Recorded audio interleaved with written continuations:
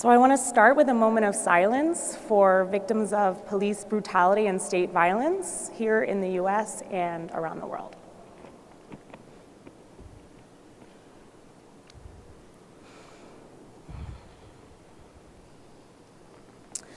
So growing up in a working class family with a single mom, we didn't have a lot of means for international travel.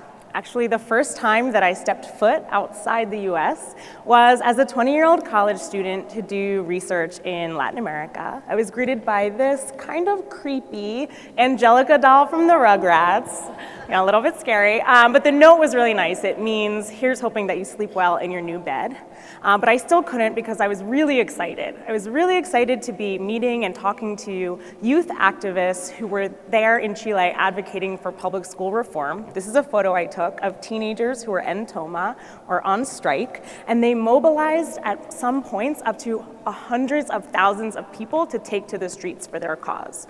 But what I didn't anticipate was that these folks weren't always as excited to see me, an American, in their space as I was excited to be seeing them. And that was because I had that Western privilege and I wasn't thinking about the harm that has been done in my name to communities of color around the world.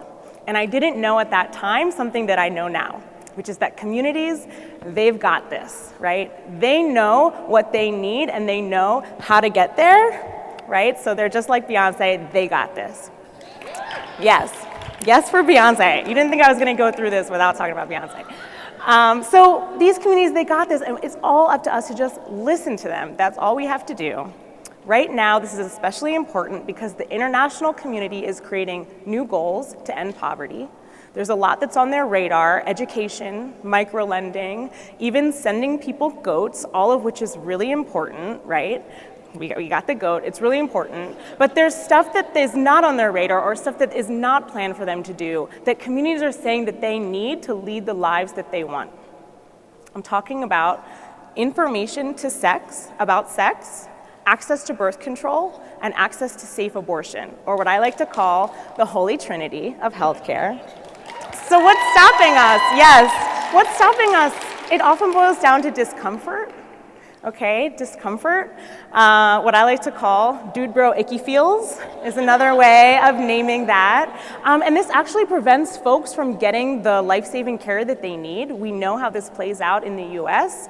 Globally, it kills. To be accurate, it kills hundreds of thousands of women every year who die from complications of pregnancy, childbirth, and unsafe abortion. These deaths are preventable.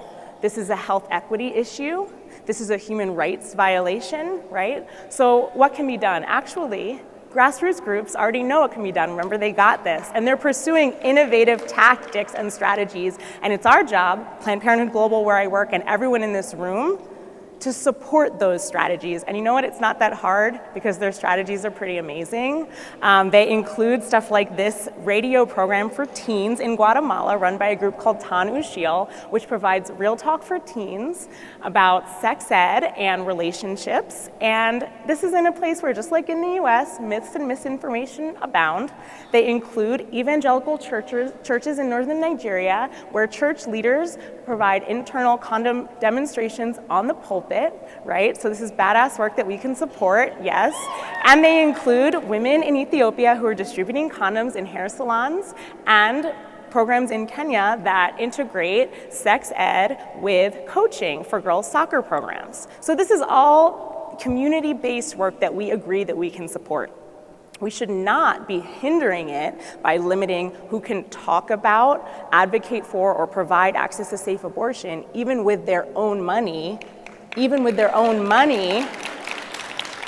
if they accept US family planning funds like we do through the global gag rule when it's in effect. And we shouldn't be limiting access to abortion for rape victims, even if it's legal in their own country, like we do through the Helms Amendment.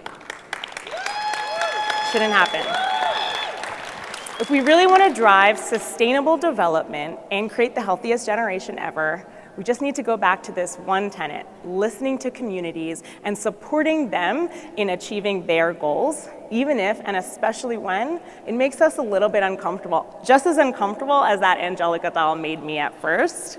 So if you want to learn more about the work that we're doing to create the healthiest generation, I invite you to visit healthiestgeneration.com, and I appreciate you guys listening to me today. Thank you.